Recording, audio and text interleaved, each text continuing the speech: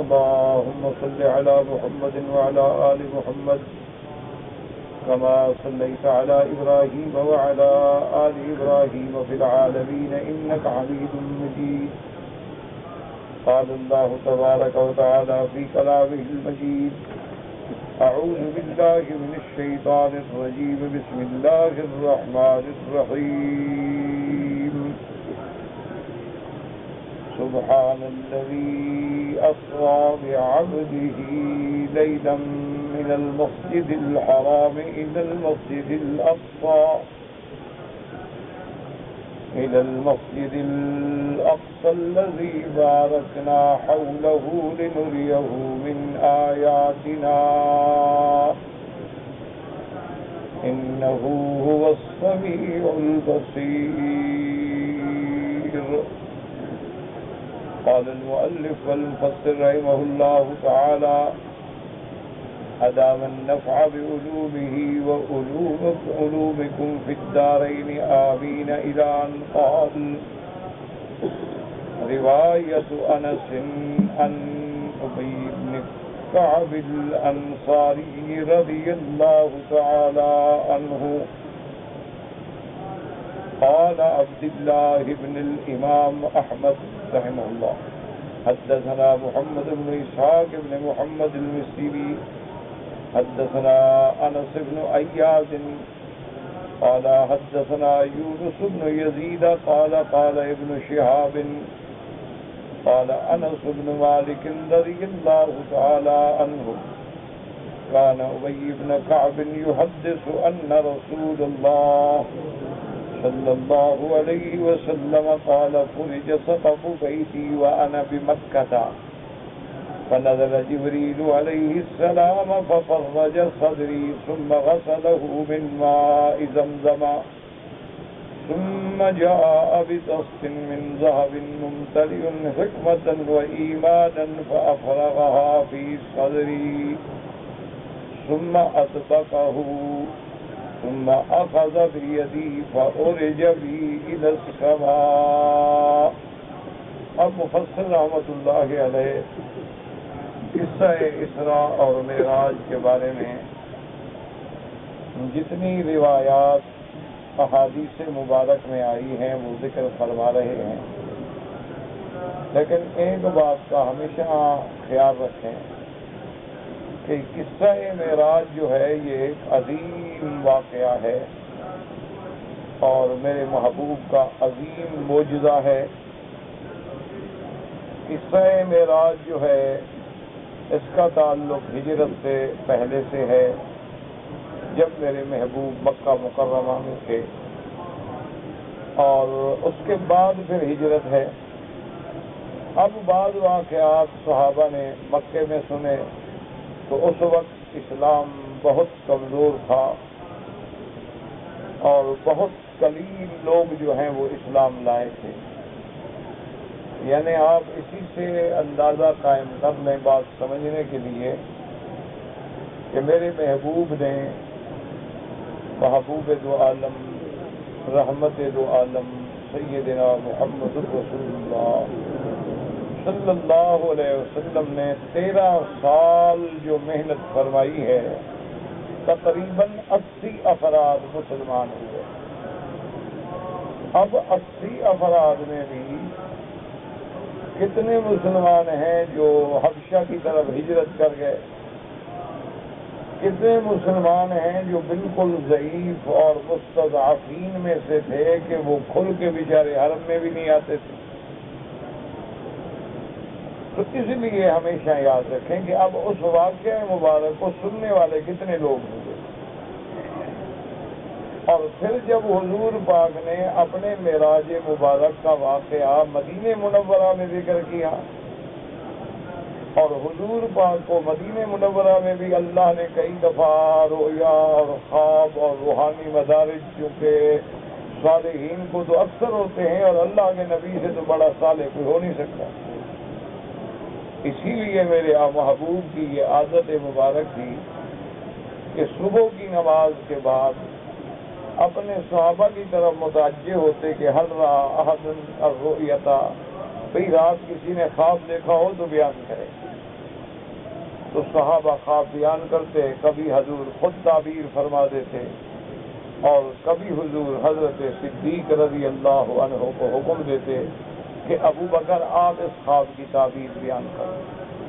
کیونکہ اللہ نے تعبیر رؤیا کا جو علم ہے وہ حضرت صدیق کو بھی بہت عطا فرمایا. اچھا، اس دور میں کبھی حضور نے اپنے رویا کا ذکر کیا، کبھی حضور نے اپنے اسراء اور معراج کا ذکر کیا. اس لیے بھی بعض سننے والوں کو اشتباہ لگا کہ انہوں نے پہلے اسراء و معراج کو بھی خواب پہ محمول کر دیا، حالانکہ وہ خواب کا واقعہ الگ ہے اور یہ اسراء معراج جو جسمانی ہے اس کا واقعہ الگ ہے. دوسری بات یہ سمجھیں کہ اب جیسے ایک درس ہو رہا ہے، ایک آدمی سبق کے پہلے حرف سے بیٹھا ہے، ایک آدمی درمیان سبق میں آیا، ایک آدمی بالکل آخر وقت میں آیا جب سوال جواب ہو رہے تھے، ایک آدمی بالکل آخر وقت میں آیا، جواب تو سنا لیکن سوال سنا ہی نہیں. تو اب جب وہ واپس جائے گا کوئی پوچھیں گے تو جتنا کس نے سنا سمجھا وہی بات کرے گا. تو اسی طرح عین صحابہ کرام نے بھی کسی نے معراج کا حصہ سنا ہے، اسراء کا نہیں سنا، کسی نے اسراء کا حصہ سنا ہے، معراج کا نہیں سنا، کسی نے معراج کا حصہ سنا ہے لیکن آسمانوں کی تفصیل یاد نہیں رہی کہ پہلے آسمان پہ کون پیغمبر ملے، دوسرے پہ کون ملے، اس کے سننے میں فرق آ گیا. کسی نے اس واقعے کو سدرۃ المنتہا تک سنا ہے، اس کے بعد نہیں سنا. کسی نے اس کو بیت المعمور تک سنا ہے، اس کے بعد نہیں سنا. کسی نے اس کے بعد اللہ تبارک و تعالیٰ کا جو تقرب نصیب ہوا اور حضور کو اور آگے بلایا گیا وہ واقعہ نہیں سنا. ورنہ جبریل علیہ السلام سدرۃ المنتہا تک تو ساتھ ہیں، اس کے بعد حضور اللہ کی طرف تشریف لے گئے تو مانا اب جبریل یہی رہ گئے. پھر اللہ نے 50 نمازیں فرض فرمائیں، پھر حضور آئے چھٹے آسمان پہ، حضرت موسیٰ علیہ السلام ملے، پھر حضور تشریف لے گئے.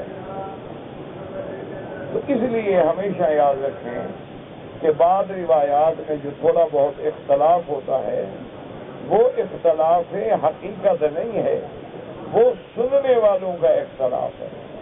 جیسے میں نے آپ کو مثال عرض کی ہے کہ ایک آدمی نے سوال نہیں سنا، جواب سنا، ایک آدمی گزر رہا تھا، سوال سنا، جواب سنا ہی نہیں، وہ چلا گیا طواف میں، اس کے دماغ میں سوال تو رہ گیا ہے لیکن جواب نہیں آیا. ایک آدمی نے احرام تو سنا لیکن میقات نہیں سنا، ایک آدمی نے میقات تو سنا لیکن وہ یہ نہیں سمجھ سکا یہ اہل مکہ کا میقات ہے یا میقات جو 5 میقات ہیں ان میں سے ایک میقات ہے. اب اس نے جو سنا ہے وہ بیان کر رہا، کیونکہ اپنی طرف سے تو صحابہ کوئی ایک لفظ بھی آگے پیچھے نہیں بڑھا سکتے. تو اسی لیے جب اب مفسر رحمہ اللہ تعالی، محدثین کرام کا کام یہ ہے کہ وہ سارا ذخیرہ احادیث جمع کر دیتے اور اس کے بعد وہ پھر پڑھنے والے پہ اور سننے والے پہ اور طالب العلم پہ، عالم پہ چھوڑ دیتے ہیں کہ ان سب روایات کو سامنے رکھو اور پھر ان روایات کی تطبیق کی، یعنی ان کو آپس میں جمع کرنے کی کوشش کرو اور پھر ان روایات میں یہ کوشش کرو کہ اس میں کوئی آدمی ضعیف تو نہیں ہے، کوئی آدمی سیء الحفظ تو نہیں ہے کہ جس کا حافظہ ٹھیک نہ ہو، اس میں کوئی روایت کرنے والا کسی غلط فرقے سے تعلق رکھنے والا تو نہیں ہے،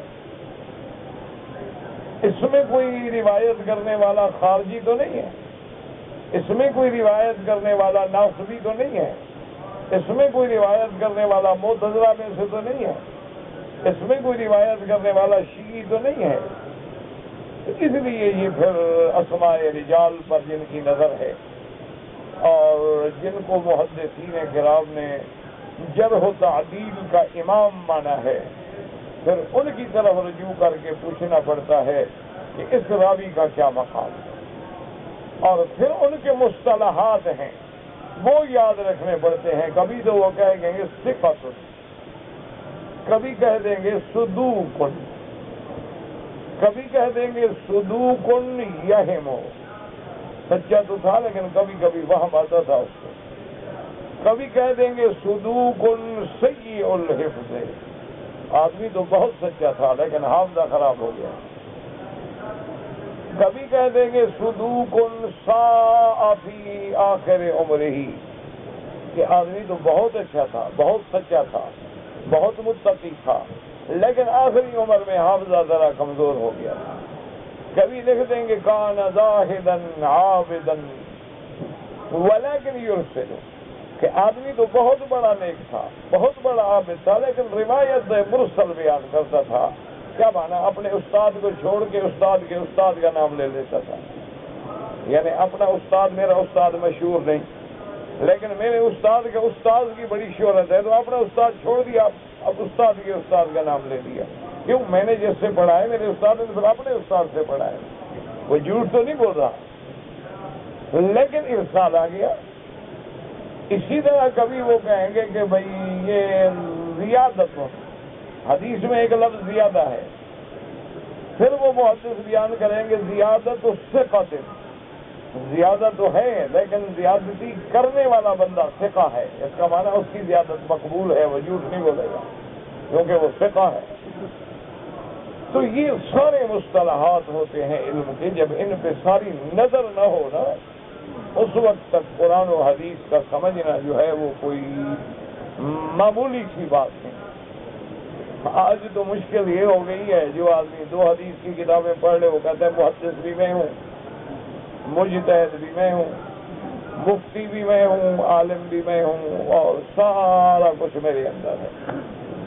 تو یہ بہت بڑی باتیں ہیں سمجھنے والی، لیکن اللہ تبارک و تعالی سمجھنے کی توفیق عطا فرمائیں، اور اللہ پاک ہمیں حضور کی سچی محبت نصیب فرمائیں۔ صلی اللہ علیہ وعلی آلہ واصحابہ وسلم تسلیما کثیرا۔ بہت ساری آپ روایتیں پڑھیں گے، وہ کہیں گے کانا صدوقا، وہ سچا تھا لیکن شیعی تھا شیعہ۔ اچھا کہیں لکھیں گے وہ کہ بھئی آدمی جھوٹ تو نہیں بولتا تھا لیکن شیعی غالی، بڑا پکا شیعہ تھا۔ اچھا کہیں وہ یہ بھی لکھ دیتے ہیں شیعی غالی محترق سڑول شیعہ، قسمیں ہوتی ہیں نا بندے کی۔ تو اب یہ ہے کہ اچھا بھی پھر آپ نے روایت کیوں لی؟ ایک بات ہے نا، جب آپ بتا رہے ہیں کہ وہ ایسا تھا لیکن سچا تھا نا، جھوٹ نہیں بولتا تھا، تو سچے آدمی کی بات تو آدمی سنتا ہے، وہ کوئی ہو، اپنی جماعت کا ہو کسی دوسری جماعت کا ہو، آدمی کہتا ہے بندہ جھوٹ نہیں بولتا۔ دیکھو جی میں آپ کو بتا رہا ہوں کہ یہ اہل سنت میں تو نہیں ہے لیکن جھوٹ نہیں بولتا، معاملے کا بالکل سیدھا ہے، لین دین کا بڑا کھرا ہے، کبھی ایک لفظ ادھر ادھر نہیں کرے گا۔ اس سے محدثین روایت لے لیتے ہیں، وہ کہتے ہیں جب جھوٹ نہیں بولتا بات ختم ہو گئی۔ باقی اس کی روایت کو ہم قبول تو تب کریں گے کہ اور بھی تو روایتیں ہمارے سامنے ہوں گی نا، ان میں ہم دیکھیں گے کہ کسی جگہ کوئی تعارض تو نہیں ہے، تضاد تو نہیں ہے۔ اسی لیے جب یہ ساری حدیثیں سنیں یا پڑھیں تو ان باتوں کو دماغ میں رکھو گے تو انشاءاللہ مسئلہ سمجھنے میں آسانی ہوگی، اور ان باتوں کو دماغ میں نہ رکھو گے تو پھر بھٹکنے کا زیادہ اندیشہ ہے، فائدے سے زیادہ گمراہ ہونے کا خطرہ ہے۔ اللہ تبارک و تعالی معاف فرمائے۔ اب دیکھو نا حضور پاک کی خدمت میں ایک صحابی آئے رضی اللہ عنہ، انہوں نے آگے مسئلہ پوچھا، انہوں نے کہا کہ یا رسول اللہ صلی اللہ علیہ وسلم، انہوں نے کہا حضور میں روزے کے ساتھ، مجھے بھی روزہ ہے میری بیوی کو بھی روزہ ہے، تو کیا میاں بیوی ہم ایک بستر پہ ایک چادر کے نیچے ایک لحاف کٹھے پہن کے سو سکتے ہیں؟ حضور نے فرمایا ہاں جائز ہے، کوئی بات نہیں، چلا گیا۔ اب ایک صحابی نے یہ بات سنی ہے نا. اچھا اس کے بعد ایک صحابی آئے, انہوں نے آگے پوچھا کہ یا رسول اللہ صلی اللہ علیہ وسلم, حضور میں روزے کے ساتھ ہوں, میری بیوی بھی روزے سے ہے, تو کیا ہم میاں بیوی ایک بستر پہ ایک چادر اوڑھ کے اکٹھے مل کے لیٹ سکتے ہیں؟ حضور نے فرمایا نہیں.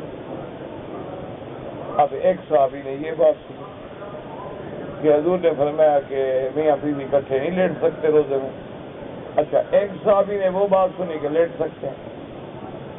اب جب یہ روایات دونوں آئیں منکرین کے ہاتھ میں جو دشمن ہے حدیث رسول سے, انہوں نے کہا کہ جناب یہ کیسے حدیث ہے, ایک کو نبی کہتا ہے جائز ہے اور ایک کو کہتا ہے ناجائز ہے, یہ کیا بات ہے؟ جیسے آپ دیکھتے ہیں نا کئی لوگ بڑے غضب میں ہوتے ہیں کہ دیکھو جی مولوی مکی کہتا ہے, امام شافعی یہ کہتا ہے, اور امام احمد بن حنبل یہ کہتا ہے, امام مالک یہ کہتا ہے, اس کے بعد کیا کریں؟ اب اگر اللہ علم عطا فرمائے تو وہ تو کہے گا کہ بھائی بڑا منصف ہے, انصاف کرتا ہے, ہر مسلک بیان کر دیتا ہے تاکہ کسی کو تکلیف نہ ہو. کوئی شافعی ہے تو اپنے مسلک پہ عمل کر لے, کوئی حنبلی ہے تو اپنے مسلک پہ عمل کر لے. ہم اپنا مسلک اس کے دماغ پہ زبردستی تو نہ ٹھوستے ہیں, ہم نے بات واضح کر دی ہے اور سمجھتے ہیں کہ اما اربا برحق ہے, سب حق ہے, اللہ سب کی قبروں پہ کروڑوں رحمت ہے. اب دیکھیں نا اللہ کے حرم کے 40 یا 50 دروازے ہیں, جس دروازے بھی داخل ہوں تو آپ کافی میں رہے ہیں. اب کوئی آدمی بگڑ جائے گا, نہیں جی آپ نے تو اس سے آنا تھا, اس سے کیوں آئے, اس سے آنا تھا, اس سے کیوں آئے, تو وہ کوئی والی بات. جس کو جو استاد ملا ہے اس نے وہی فقہ پڑھا دی اور اس نے اسی امام کے قول نقل فرمانے شروع کر دیے. اگر ہم اس ملک میں ہوتے ہم بھی وہی فقہ پڑھتے, انڈونیشیا میں ہوتے تو ہم بھی شافعی ہوتے, انڈو پاک میں پڑھا تو ہم حنفی فقہ پڑھیں, یہاں ہوتے تو ہم حنبلی فقہ پڑھتے, اگر مصر میں ہوگا تو وہاں شافعی فقہ بھی ہے, حنفی فقہ بھی ہے. یہ تو علاقے میں جہاں جہاں جو امام گزرا ہے اور جس کی فقہ کو اللہ نے رواج دیا ہے, تو اللہ تبارک و تعالیٰ سب کی قبروں پہ کروڑوں رحمت ہے. اب آپ دیکھیں کہ امام بخاری جیسا جلیل القدر, اللہ اس کی قبر پہ کروڑوں رحمتیں فرمائے. اللہ امام بخاری کی قبر کو نور سے بھرتے ہیں. لیکن خدا کی شان دیکھو, وہ بخارا سے تھے. بخارا یہ آپ نے جو سنا ہے نا, بخارا, سمرقند, یہ تاجکستان, ازبکستان, یہ جو نام سنتے ہو, امام بخاری رحمۃ اللہ علیہ وہاں کے. اچھا جہاں امام بخاری پیدا ہوئے, جہاں پڑھایا, جہاں مقام ہے, جہاں قبر ہے, وہاں مسلک امام ابو حنیفہ کا چلتا ہے. بخاری سب حنفی ہوتے, اللہ کی شان. تو اللہ تبارک و تعالیٰ نے جہاں جس کی کیوں امام بخاری محدث تھا, اس کا کام حدیث رسول پہ خدمت ہے. یہاں تک فقہ کا معاملہ ہے, امام صاحب نے اس پہ نہیں توجہ فرمائی.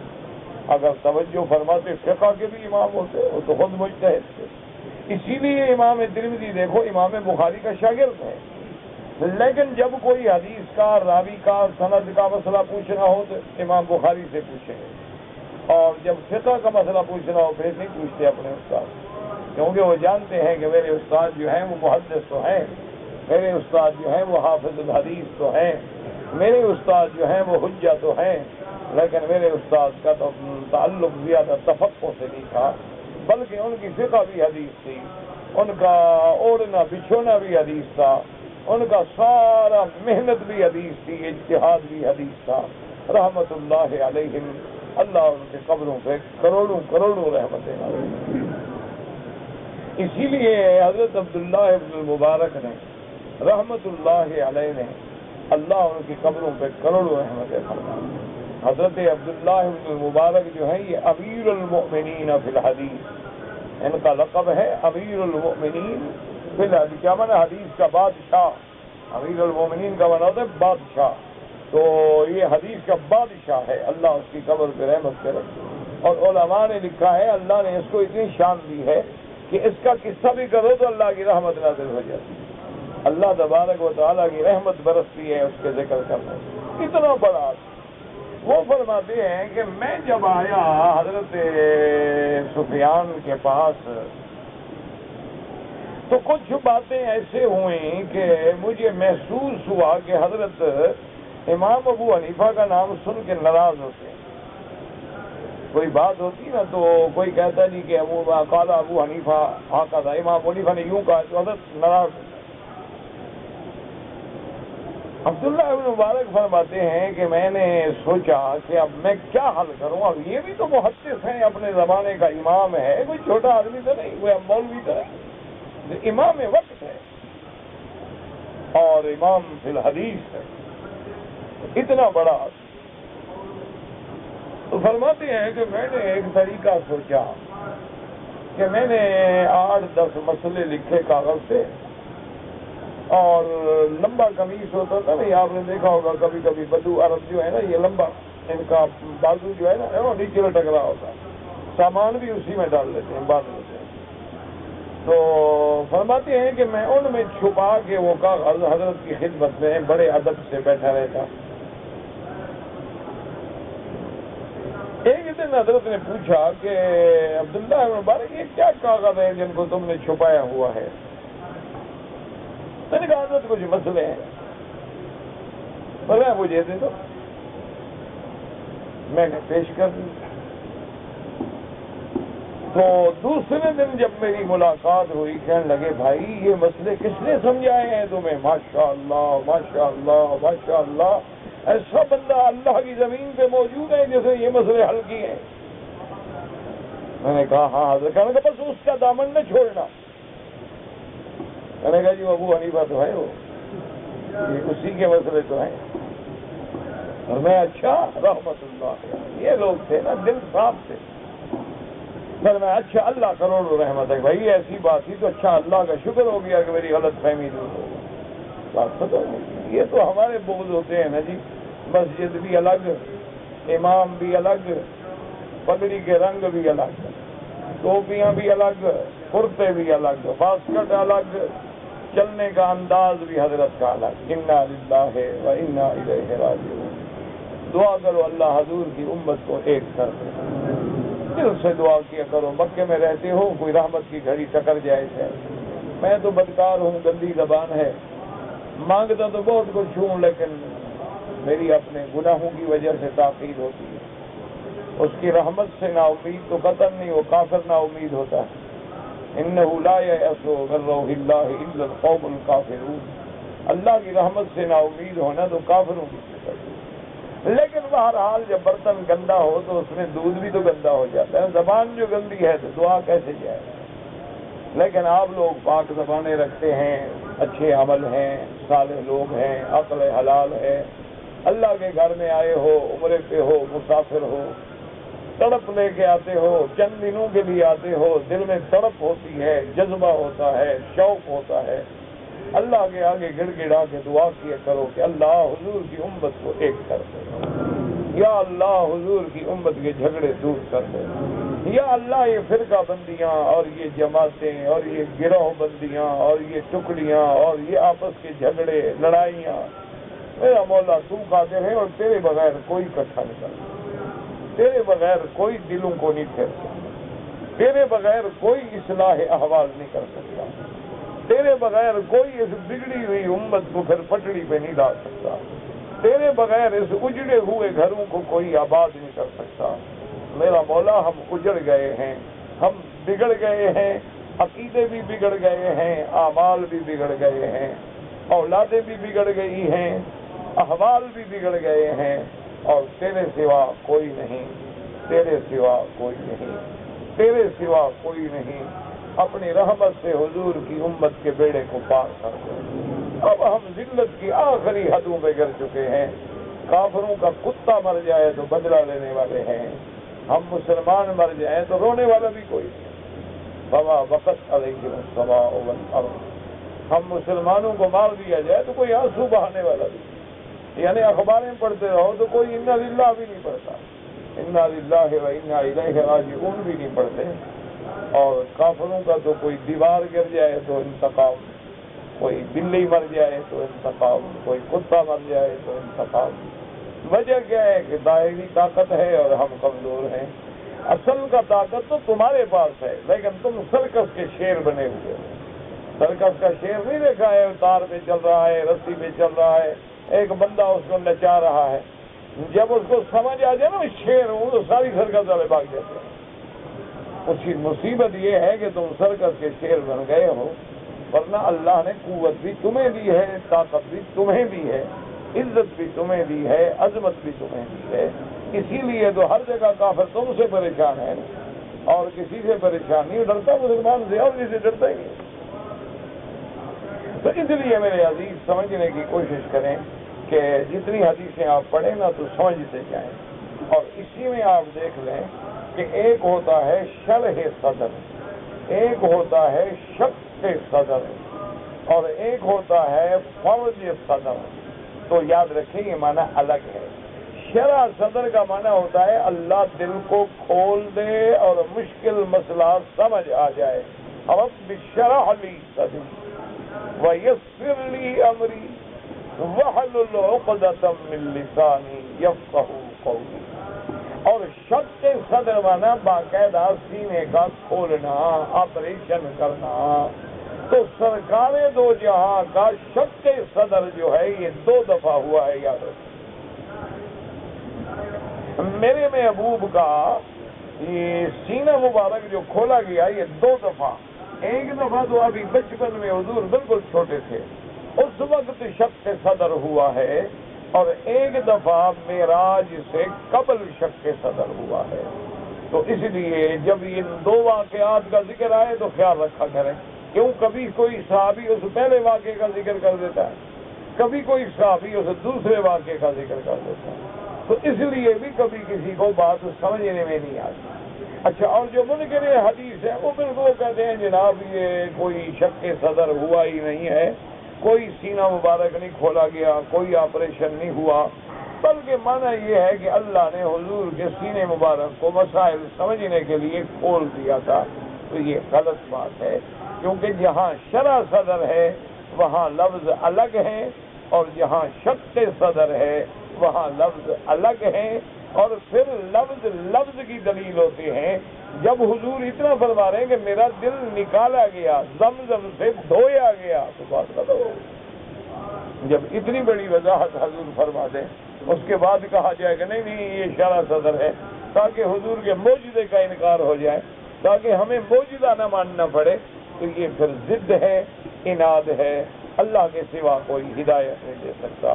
اس لیے حضور فرماتے ہیں، اب جو آپ حدیث مبارک پڑھ رہے ہیں یہ ابی بن کعب الانصاری سے ہے۔ وہ فرماتے ہیں کہ حضور پاک صلی اللہ علیہ وسلم نے فرمایا فرج سقف بیتی وانا بمکہ، کہ میرے گھر کی چھت کھلی اور میں مکے میں تھا۔ اب اس سے معلوم ہوتا ہے کہ حضور بی بی ام ہانی کے گھر میں تھے، کیونکہ حرم کی تو چھت ہے نہیں، حتیم کی تو چھت ہے نہیں، ہجر کی تو چھت ہے نہیں، چھت تو تب کھلے جب حضور گھر کے اندر ہو۔ تو لہذا اسی لیے بعض علماء نے فرمایا کہ معراج جو ہوا ہے وہ بیت ام ہانی سے ہے، اور کوئی اصل میں جھگڑا ہے ہی نہیں۔ پہلے حضور وہاں تھے، پھر حتیم میں آئے، پھر زمزم کے قریب آئے، پھر براق پہ بیٹھے، اور پھر سفر شروع ہوا۔ کوئی مسئلہ ہے ہی نہیں، کوئی جھگڑا ہے ہی نہیں، کوئی تضاد ہے ہی نہیں، کوئی اس کے اندر کوئی اختلاف ہے ہی نہیں۔ بات وہی ہے کہ جس نے جتنا سنا اس نے وہی نقل کر دیا۔ اب فرماتی ہیں کہ وَنَظَرَ جِبْرِیلُ علیہ السلام وَفَرَجَ صَدْرِی، اس نے آ کے میرے سینے کو کھولا، ثُمَّ غَسَلَهُ مِن مَاءِ زَمْزَمْ، پھر آپ نے فرمایا کہ ماء زمزم سے انہوں نے میرے سینے مبارک کو دھویا، ثُمَّ جَاءَ بِطَفٍ مِّن ذَهَبٍ مُمْتَلِئٍ حِكْمَةً وَإِيمَانًا، اس کے بعد وہ ایک سونے کا تھال تھا جس میں اللہ نے ایمان و حکمت بھرا تھا، فَأَفْرَغَهَا فِي صَدْرِي، اس کو اللہ کے حکم سے جبریل نے میرے سینے میں پلٹ دیا، یعنی اللہ نے ایمان و حکمت کو ایک شکل دی۔ جیسے حدیث میں آتا ہے نا کہ جب آدمی قبر میں ہوگا تو ایک خوبصورت آدمی آئے گا اور وہ کہے گا من انت، کون ہو بھائی تم، میری قبر میں کیسے آ گئے؟ وہی ملنے آیا ہوں آپ سے، کیا حال ہے، ٹھیک ہو، خیر ہے؟ میں نے کہا وہ تو ٹھیک ہے، ہو کون؟ میں نے کہا میں تمہارا فلاں عمل صالح ہوں، اللہ نے مجھے یہ شکل دے کے بھیجا ہے۔ تو اللہ اعمال کو بھی شکل دیں گے، اللہ قیامت والے دن موت کو بھی شکل دیں گے۔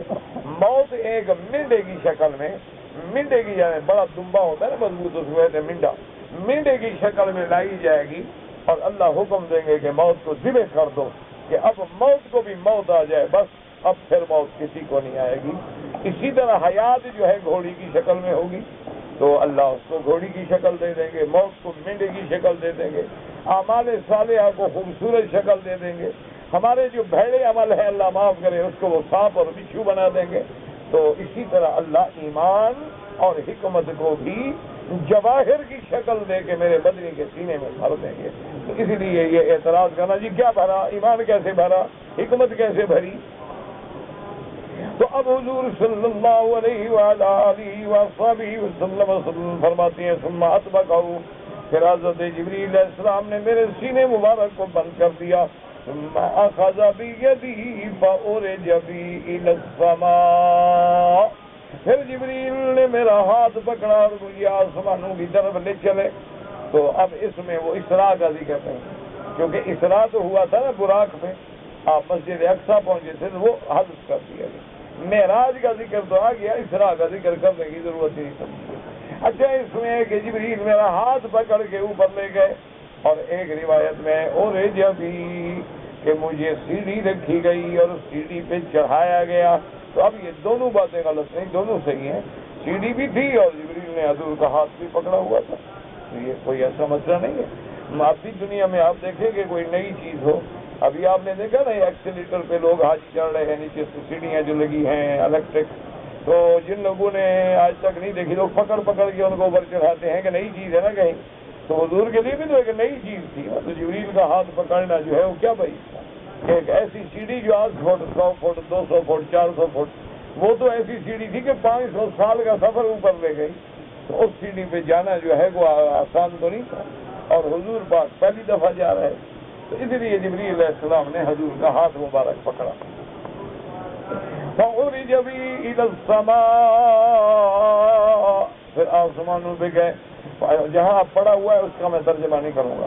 فَلَمَّا جَاءَ السَّمَاءُ الدُّنْيَا إِذَا رَجُلٌ عَنْ يَمِينِهِ يَسْجُدُ وَعَنْ يَسَارِهِ يَسْجُدُ فَإِذَا نَظَرَ قِبَلَ يَمِينِهِ تَبَسَّمَ وَإِذَا نَظَرَ قِبَلَ يَسَارِهِ بَكَى، دونوں طرف یعنی ارواح ہیں، مومنوں کے بھی کافروں کے۔ فقال مرحبا بالنبي الصالح والابن الصالح، قال قلت لجبريل من هذا؟ قال هذا آدم عليه السلام، وهذه الأسودة التي عن يمينه وعن شماله نسم بنيه، نسم من روح ارواح، یعنی یہ حضرت آدم کی اولاد کی روحیں ہیں، جو دائیں جانب ہیں وہ ایمان والے ہیں، جو بائیں جانب ہیں وہ کافر ہیں۔ تو جب آدم ان کو دیکھتے ہیں خوش ہوتے ہیں، ان کو دیکھتے ہیں تو رو دیتے ہیں کہ میری اولاد ہے، اچھی ہو بری ہو اولاد تو اولاد ہوتی ہے۔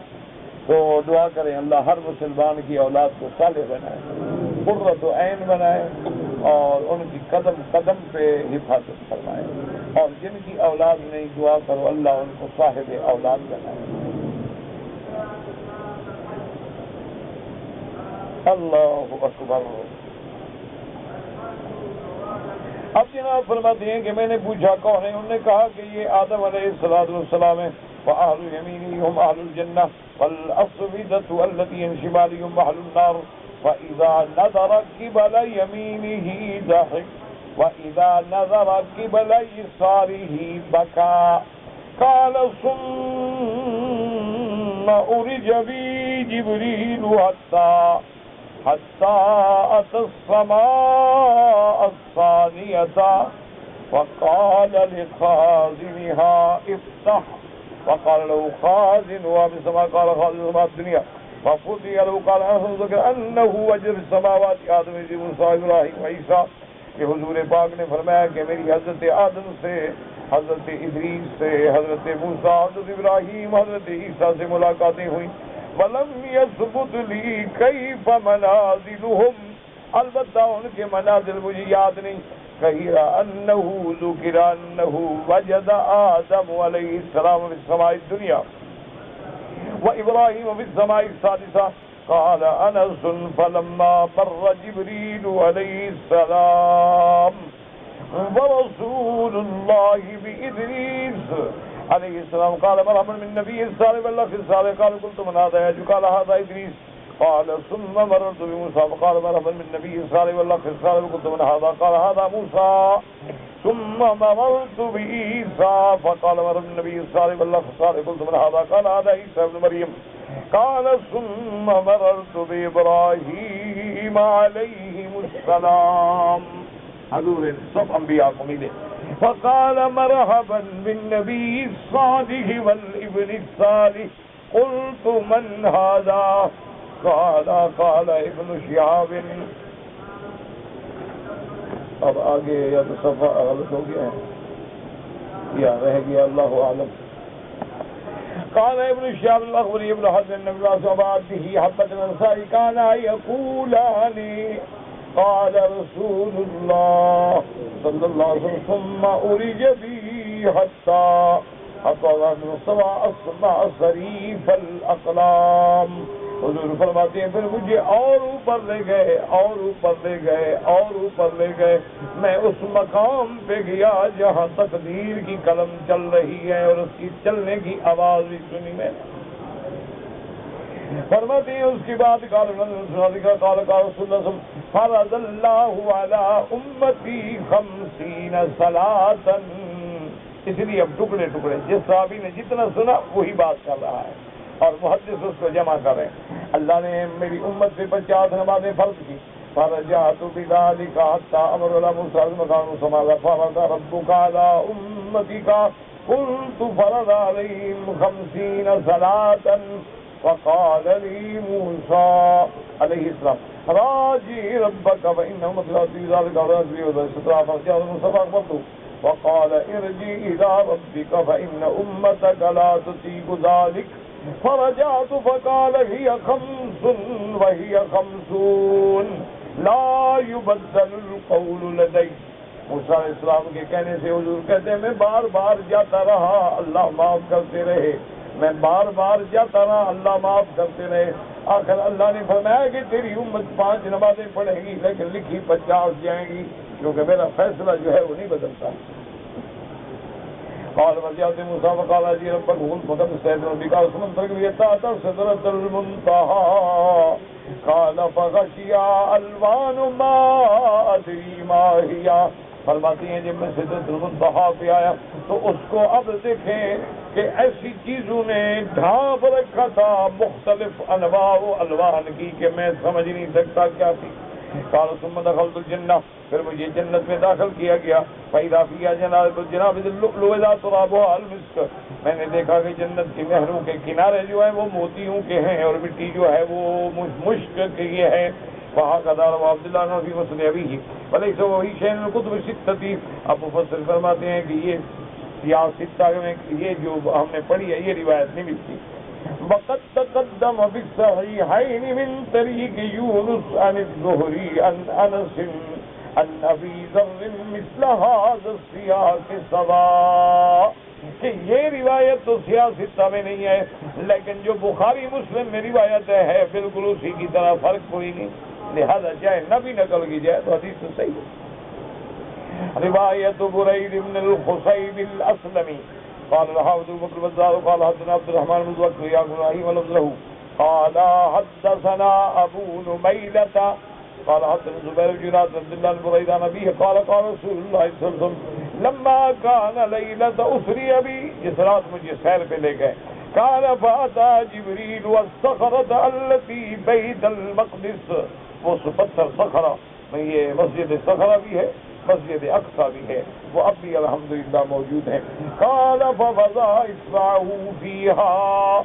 جبریل نے اپنی انگلی رکھی اس میں سوراخ ہو گیا.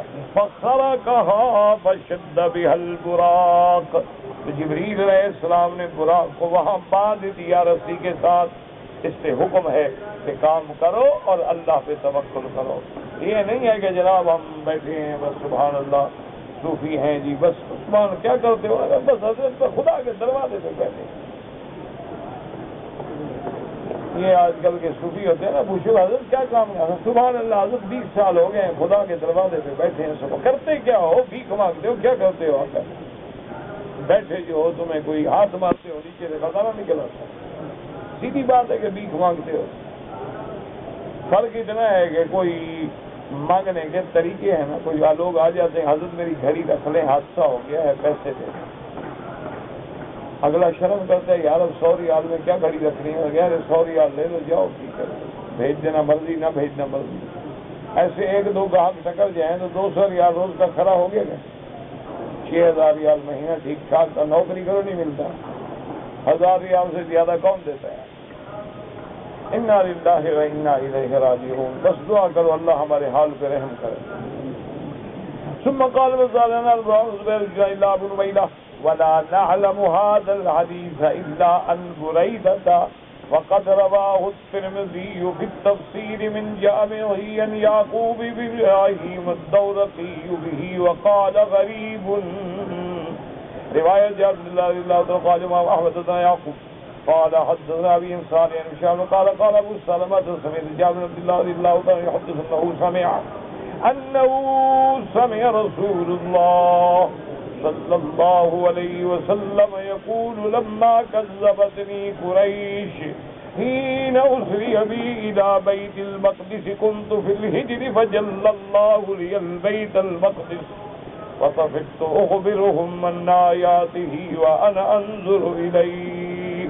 اب اس حدیث مبارک میں آتا ہے حضرت جابر بن عبداللہ روایت کرتے ہیں کہ حضور پاک نے فرمایا کہ جب اللہ نے مجھے اسراء و معراج کرایا تو مکے کے مشرکوں نے مجھے جھٹلایا کہ نہیں جناب یہ ہو ہی نہیں سکتا، ایک رات میں آپ کیسے گئے؟ اور پھر مشرکین مکہ نے کہا کہ اچھا حضور یہ ہے کہ اگر آپ گئے ہیں اور آپ نے بیت المقدس دیکھا ہے تو ہم آپ سے سوال کرتے ہیں، ہمیں بیت المقدس کی نشانیاں بتائیں، اس کے دروازے بتائیں، اس کے کڑیاں بتائیں اور صخرہ بتائیں اور اقصی بتائیں، ہمیں نشانیاں بتائیں، پھر ہم مانیں گے کہ آپ کہے. ایک حدیث مبارک میں یہ بھی آتا ہے کہ حضور نے فرمایا کہ مجھے بے انتہا صدمہ ہوا کہ بھئی میں معراج پہ گیا تھا یا کڑیاں گننے گیا تھا، لیکن دشمن تو دشمن ہے. تو اللہ پاک نے فرمایا جبریل میرے مدنی پاک کو کہہ دیں کہ لا تحزن، پھر مدنی آپ بالکل غم نہ کریں، آپ کو براق پہ لے کے ہم بیت المقدس دکھلا سکتے ہیں تو بیت المقدس کو اٹھا کے تیرے سامنے بھی رکھ سکتے ہیں. ہم تو اس بات پہ قادر ہیں، کیا مشکل ہے؟ آپ کیوں گھبراتے ہیں؟ بالکل نہ گھبرائیں، پوچھے دشمن کیا پوچھتے ہیں. اس کے بعد کافر پوچھتے گئے، حضور فرماتے ہیں وَتَفِقْتُ أُخْبِرُهُمْ، میں ان کو نشانیاں بتاتا گیا اور میں ایسے بتا رہا تھا کہ وَأَنَا أَنظُرُ إِلَيْهِ، میں دیکھ رہا تھا.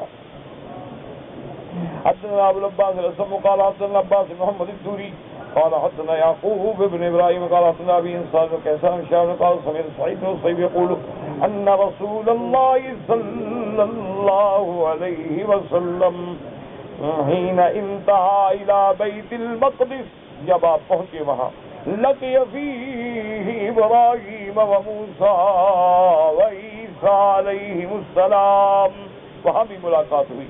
وَأَنَّهُ أُتِيَ بِقَدْحَيْنِ، حضور کے سامنے دو پیالے، دو برتن لائے گئے، قَدْحٌ مِّن لَبَنٍ وَقَدْحٌ مِّن خَبَرٍ، ایک پیالے میں شراب ہے، ایک پیالے میں دودھ ہے. فَنَظَرَ إِلَيْهِمَا ثُمَّ أَخَذَ قَدْحَ اللَّبَنِ، اس کے بعد حضور نے وہ دودھ والا پیالہ لے لیا. فَقَالَ جِبْرِيلُ أَصَبْتَ هُدِيتَ لِلْفِطْرَةِ لَوْ أَخَذْتَ الْخَمَرَ لَغَبَتْ أُمَّتُكَ. حضور پاک نے ان دو پیالوں کو دیکھا اور اس کے بعد دودھ والا پیالہ لیا. جبریل نے کہا حضور مبارک ہو، آپ نے دودھ کا پیالہ لیا، اللہ آپ کی امت پہ بھی رحم کریں گے. اگر آپ شراب کا پیالہ پکڑ لیتے تو آپ کی امت جو ہے ہمیشہ کے لیے گمراہ ہو جاتی. یہ تو حضور نے شراب نہیں پکڑا اور امت شراب میں نہا رہی ہے. ہمارے مسلمان پیتے نہیں ہیں، ہمارے مسلمان تو نہاتے ہیں، غسل کرتے ہیں. وہ جو کافر ہیں نا، جن کو آپ کافر کہتے ہو، کافر، یہودی، نصرانی، دہری اور بدبخت، بے دین، بے اسلام، وہ جو پیتے ہیں نا شراب شروع، وہ کوئی حدود ہوتے ہیں، آداب ہوتے ہیں، وہ طریقے سے پیتے ہیں بدبخت. اور وہ تو بس صرف اپنے کھانے کو ہضم کرنے کے لیے، تھوڑی سی طبیعت میں سرور لانے کے لیے. لیکن جو ہمارا مسلمان پیتا ہے نا، سبحان اللہ، جب تک پخانہ نہ نکل جائے، پیشاب نہ نکل جائے، لوگ کتے کی طرح گھسیٹ کے نہ لے جائیں، بس ہی نہیں کرے گا. پینے کا مزہ کیا ہوا کہ لاش اٹھا کے لے جا رہے ہوتے اسٹریچر سے. کیا ہو گیا؟ سائیں، بس سائیں کو تھوڑا نشہ ہو گیا. اچھا ایسا کوئی نشائی تمہیں ڈگل جائے نا تو اس کا میں آپ کو ایک نسخہ بتاؤں، بڑا آسان نسخہ ہے۔ ایسے نشائی ہوتے ہیں نا، پھر وہ نمک سے نشہ نہیں اترتا، اچار سے نہیں اترتا، کھٹی چیزوں سے نہیں اترتا، لیمون سے نہیں اترتا، تو اچھی نئی جوتی ہو نا لے کے ساتھ لگاؤ یہاں سر پہ، اگر نہ اترے نا جتنا مرضی آئے مجھے گا، گن کے نہ 6 ہوں نہ 8، 7 ہوں، اور بالکل دماغ پہ جہاں دماغ ہے نا بالکل یہاں لگے اور ٹھیک ٹھاک لگے، اس کے بعد انشاءاللہ سارے نشے سے ختم، بالکل حضرت مسلمان ہو کے بیٹھ جائیں گے۔ کبھی موقع ملے تو تجربہ فقیر کے نسخے کا بھی کر لیں، کیونکہ ہم بلوچ لوگ ہیں نا اکثر علاج ہم اسی طرح کرتے ہیں۔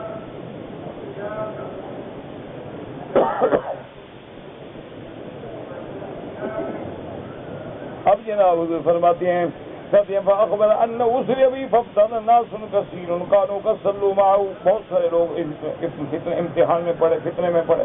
وقال ابن شهاب قال ابو سلمة بن عبد الرحمن جهزوا كلمة نحو ناس من قريش الى ابي بکر، حضرت ابو بکر کے پاس آئے، فقالوا هل لك في صاحب يزعم انه جاء الى بيت المقدس ثم رجع الى مكة في ليلة واحدة، وہ آ کے حضرت ابو بکر سے کہتے ہیں کہ دیکھا تیرے بدری پاک نے کیا کہا ہے کہ ایک رات میں بس بیت مقدس کے واپس بھی آ گئے، دیکھو ایسا ہو سکتا ہے؟ فقال ابو بکر او قال ذلك، ابو بکر نے پوچھا اچھا یہ بات کہی ہے میرے محبوب نے؟ انہوں نے کہا نعم، قال فانا اشهد لئن كان قال ذلك لقد صدق محمد، ابو بکر نے کہا خدا کی قسم اگر میرے مدنی نے فرمایا ہے تو پھر سچ فرمایا ہے، غلط ہو ہی نہیں سکتا۔ قال فصدقوا في آيات شاملة واحدة ثم يرجع إلى مكة قبل أن يصبح، قال وصدقوا بأبدا من ذلك، قال صدقوا بخبر السماء، حضرت صدیق کو کہنے لگے کہ ابو بکر تم تصدیق کرے اللہ کے بندے، کوئی بندہ ایک رات میں مسجد اقصیٰ جا کے آ سکتا، نے کہا چھوڑو میں تو اس سے بھی اور بڑی باتیں ماننے کے لیے تیار ہوں، جب وہ آسمانوں کی خبریں ہمیں دیتے ہیں جب ہم وہ مان رہے ہیں تو یہ بیت المقدس تو زمین پہ ہے، یہ تو کوئی مسئلہ ہی نہیں۔ اب جناب فرماتی ہیں قال ابو سلمہ فبیا سمی ابو بکر الصدیق، اسی وجہ سے آپ کو پھر لقب ملا نا صدیق کا۔ قال ابو سلمہ سمعت عبد اللہ رضی اللہ تعالی عنہ یقول لما كذبتني قريش حين أسري بي إلى بيت المقدس كنت في الحجر فجل الله لي بيت المقدس فطفقت أخبرهم عن آياته وأنا أنظر إليه والله أعلم۔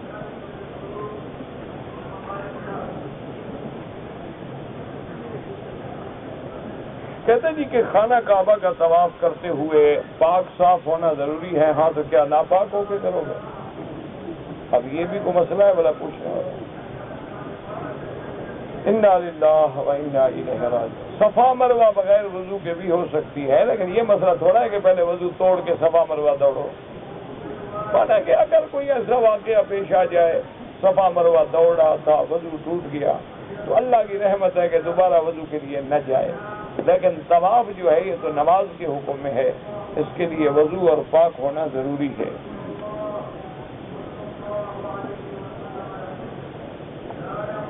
کہتے ہیں جی کہ کعبۃ اللہ کی طرف لوگ یہاں پاؤں کرتے ہیں، میرا عزیز بات کو سمجھا کرو، اصل معنی یہ ہے کہ اللہ کے کعبے کی توہین نہ کی جائے، اللہ کے کعبے کی بے ادبی نہ کی جائے۔ ہر ملک میں اپنا رواج ہے، بعض ملکوں میں پاؤں کرنا بے ادبی میں شامل ہی نہیں، اور بعض ملکوں میں پاؤں کرنا بے ادبی میں شامل ہے، تو جو لوگ بے ادبی سمجھتے ہیں وہ کبھی نہ کریں، اور جن کے نزدیک پاؤں پھیلانا بے ادبی میں ہے ہی نہیں تو ان کے نزدیک بے ادبی تو مقصود ہی نہیں۔ اب جیسے مثلا جب آپ میت کو لائیں گے تو کیسے لائیں گے؟ بھائی میت کو ہم باہر سے لا رہے ہیں، کعبے میں داخل کر رہے ہیں، کیسے داخل کریں گے؟ پاؤں پہلے ہوں گے اور سر پیچھے ہوگا، یہ نہیں کہ سر پہلے ہو، کیوں؟ اگر سر پہلے ہو میت کو کھڑا کریں تو کعبے کی طرف پشت ہو جائے گی، اگر پاؤں ہوں میت کو کھڑا کرو تو کعبے کی طرف رخ ہو جائے گا، یہ تو حالات ہیں۔ اصل بات یہ ہے کہ کعبۃ اللہ کی بے ادبی دل میں نہ ہو، اگر بے ادبی ہے تو پھر تو مسلمان ہی نہیں۔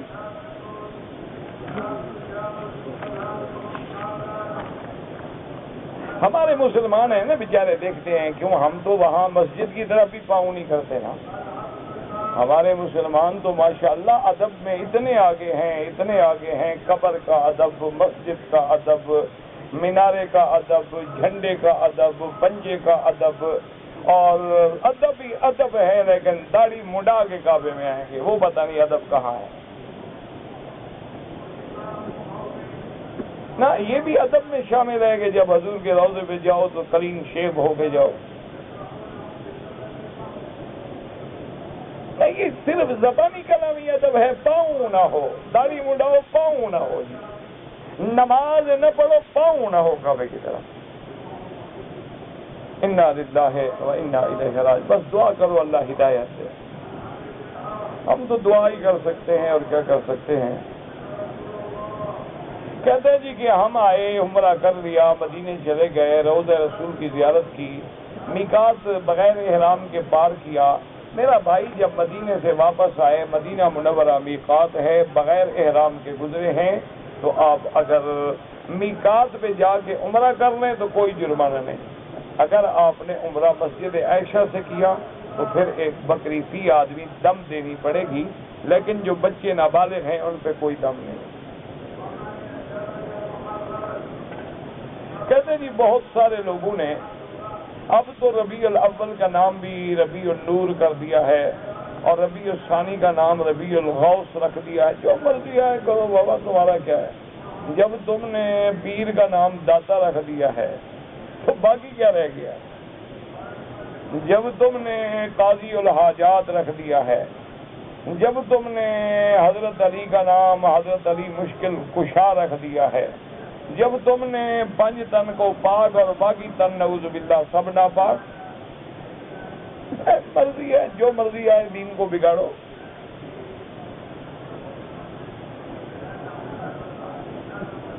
میں بہت پریشان ہوں. پاکستان سے عمرے کے لیے آئے، میاں بیوی نے طواف کیا، حجر اسود کو بوسہ دیا. جب باہر آئے تو پتہ چلا کہ جیب ہماری کٹ گئی ہے. تو اللہ پاک آپ کی مدد کرے. اور باقی بہرحال یہاں پر حکومت کی طرف سے تو بے حد انتظام ہے. آپ نے دیکھا کیمرے لگے ہوئے ہیں تاکہ کوئی حرکت ہو تو فلم بن جائے، بندہ پکڑا جائے. لیکن چور بھی چور ہیں، عقل عیار ہے، 100 بھیس بنا لیتی ہے، تو وہ بھی اس کا توڑ کرتے رہتے ہیں. اللہ ان ظالموں کو بس کعبے میں بد دعا تو نہیں کرتا، ہدایت دے کہ وہ اللہ کے کعبے کا حیا کریں اور اللہ اپنے خزانہ غیب سے آپ کا بندوبست کرے. یہ بھی امتحان ہے، یہ بھی امتحان ہے کہ اللہ نے ہمیں گناہوں سے پاک کرنا ہو نا، پریشانی آ جاتی ہے تاکہ بندہ پریشان ہوگا، روئے گا، پیٹے گا. اللہ پاک سارے گناہ دھو ڈالیں گے. اگر ایک آدمی نے مغرب کی نماز کے بعد طواف الوداع کر لیا اور پھر عشاء کی نماز پڑھ کے چلا گیا، کوئی حرج نہیں.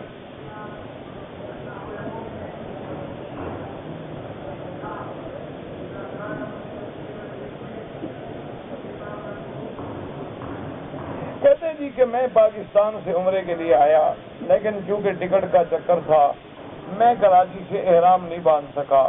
پھر میں جدے آ گیا. جدے میں عمرے کے جو انتظام کرنے والے ہیں وہ لے کے ہمیں مکے آ گئے. ماشاءاللہ 4 گھنٹے جہاز میں بیٹھے رہے، وہاں احرام باندھ لیتے.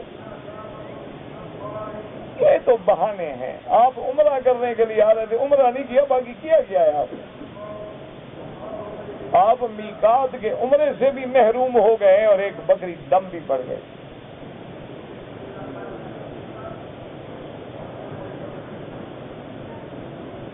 طواف کیا، صفا مروہ نہیں کیا، احرام کھول دیا. اگر احرام کھول دیا کا معنی سر بھی بال کٹوا دیے اور چادریں کھول دی تو اب ایک بکری دم ادا کرے. اگر صرف چادریں کھولی، سر نہیں مڈایا ابھی، تو پھر احرام باندھ کے صفا مروہ دوڑ لے، کوئی دم نہیں انشاءاللہ. کہتے ہیں جی کہ عورت عمرہ کرنے کے بعد اپنے بال کتنے کاٹے، بالوں کو پیچھے لے جائیں اور جہاں بال انتہا ہو وہاں ایک پور کے برابر بال کاٹیں. یہ بعض عورتیں یوں پکڑ کے کاٹ دیتی ہیں، یہ ناجائز ہے. نماز کے دوران میں کعبۃ اللہ پہ نظر ہو، سجدے کی جگہ پہ نظر ہو، کیونکہ نماز بندگی ہے، عاجزی ہے، تذلل ہے، جتنی عاجزی ہوگی اتنا زیادہ ثواب ہوگا۔ کہتے جی کہ وقت آ گیا ہے کہ نہ دعا میں اثر ہے نہ دوا میں اثر ہے، دعا میں بھی اثر ہے، دوا میں بھی اثر ہے، ورنہ ہسپتالیں بند نہ ہو جاتی، دوا میں اثر نہ ہوتا، ڈاکٹر سارے چھٹی کر جاتے، اور دعا میں اثر نہ ہوتا تو تم پرچی لکھنے کے لیے یہاں مکہ شریف میں بیٹھے ہوتے۔ اللہ لے آیا ہے، وہ اثر ہے دعا میں تو آیا ہے۔ یہ کیوں کہتے ہو کہ دعا میں؟ دعا تو ہر وقت قبول ہوتی ہے، یہ جو دیر ہوتی ہے ہمارے گناہوں کی وجہ سے۔ میری عصر کی نماز چھوٹ گئی، میں 15 روز کے لیے آیا ہوں، 5 دن مدینے میں گزارے ہیں، قصر نماز پڑھوں؟ ہاں بالکل قصر پڑھیں، 2 رکعت، کیونکہ 5 وہاں بھی ہاں تو 10 بنے ہیں۔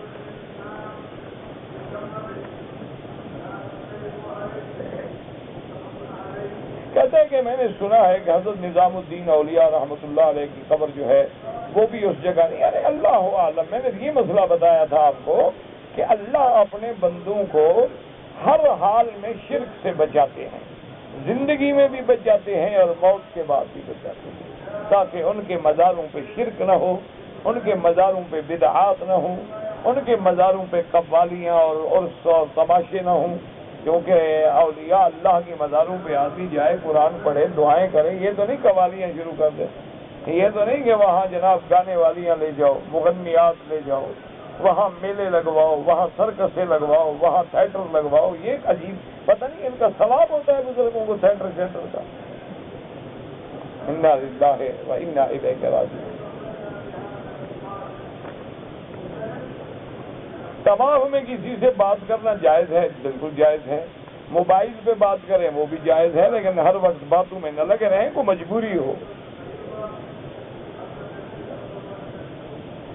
اگر میں مدینہ منورہ سے عمرہ کروں اور نانا کے لیے، دانے کے لیے، باپ کے لیے، دادا کے لیے، جس کے لیے چاہے کرو، بال جو ہے سارے سر پہ اس طرح پھروائیں، ورنہ جتنا بال ہیں ان کا 1/4 سارے سر سے کٹ جائیں۔ یہ جو ٹک لگاتے ہیں نا، 2 ادھر سے 2 ادھر سے، بکری دم دینی پڑتی ہے۔ میں نے احرام پہلے کھول دیا، بال میں کٹائے، کتنی دیر بعد؟ اگر 1-2 گھنٹے کی بات ہے پھر تو کوئی دم نہیں، لیکن اگر آپ نے صفا مروہ دوڑ کے سلے ہوئے کپڑے پہن لیے اور اس پہ 4-5-6 گھنٹے گزر گئے تو پھر ایک بکری دم دینی ہوگی۔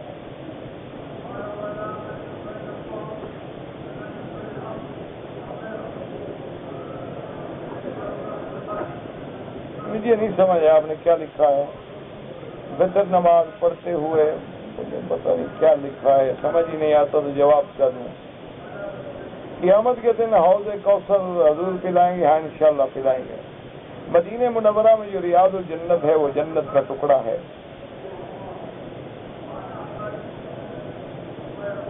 کہتے جی حرم شریف کے باہر جو حمام ہے وہ آگے ایک دیوار ہے، لیکن صفیں نظر نہیں آتی، صفیں آ تو رہی ہیں نا، نظر نہ آئے تو باہر صفیں جا رہی ہیں۔ اصلاً ہم نے ایک صف باندھی ہوئی ہے، ہم آدمی آگے، ہمارے آگے دیوار آ گئی، لیکن ان کو تو نظر آ رہے ہیں نا، ان کو تو نظر آ رہے ہیں، تو گویا ہم سب کو نظر آ رہے ہیں۔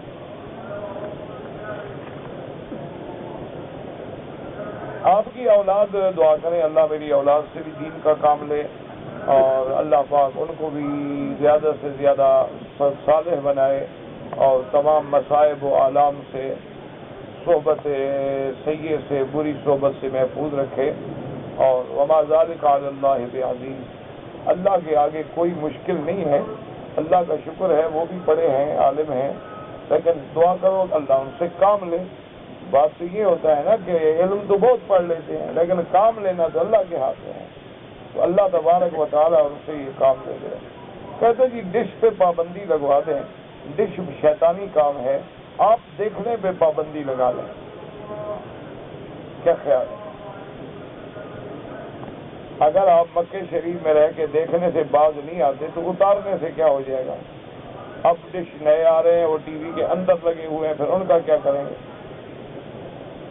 اب کمپیوٹر آ گئے ہیں، سی ڈی لگا لیں، انٹرنیٹ لگا لیں، جو کر رہے ہیں، کسی ڈش کی ضرورت ہی نہیں، تو کس کس کو اتارو گے؟ تو دل کو ٹھیک کرو نا، جو کام تمہیں کرنا ہے وہ مشکل ہے تو لوگ کریں. نہیں جناب، آپ خود کریں، اپنی اصلاح کریں، سب ٹھیک ہے. میں نے نہیں دیکھنا 10 لگا دو، بات ختم ہو گئی. میں چھوٹا تھا اس وقت پڑھتا تھا، ہمارے علاقوں میں دیہات کے علاقے تھے، تو وہاں وہ فلمیں ہوتی تھیں جن کو ٹورنگ ٹاکیز وغیرہ کہتے ہیں، چلتے پھرتے لگاتے تھے لوگ. تو وہ ہمارے علاقے میں کوئی منظوری لے کے آ گئے، فلم لگائی. میں نے ڈی سی سے بات کی، تو اس وقت ڈی سی وغیرہ ہوتے تھے. میں نے کہا بھائی ہمارا علاقہ ہے، دینی علاقہ ہے، مذہبی علاقہ ہے، کبھی وہاں یہ فتنہ نہیں ہوا، تو مہربانی کریں. اس نے کہا باقی صاحب کیا کریں؟ انہوں نے باقاعدہ اجازت لی ہے ہوم ڈپارٹمنٹ سے اور لائسنس لیا ہے، تو نہیں روک سکتے. میں نے کہا ٹھیک ہے. تو پھر ہم شام کو آئے، ہم نے اپنے سارے قومیں جتنے علاقے کے قوم آباد ہیں، بلوچ ہیں اور ہیں لوگ ہیں، ان کو بلایا. میں نے کہا ابھی سب بائیکاٹ کو اس فلم پہ نہیں جانا، اور جہاں فلم لگی ہوئی ہے نا اس سے 1 کلومیٹر دور جو ہے نا پورا ایک حصار بنا دو اور ڈنڈے لے کے لڑکے نوجوان کھڑے کر دو، جو آئے ٹانگیں توڑ دو، میں بھگتوں گا. انہوں نے کہا جی ٹھیک ہے. بس 2 کو پھینٹی لگی، ایک بندہ نہیں کیا. تیسرے دن وہ سامان سر پہ رکھ کے واپس چلے گئے. جب دیکھتا کوئی نہیں، کوئی کیا کرے گا؟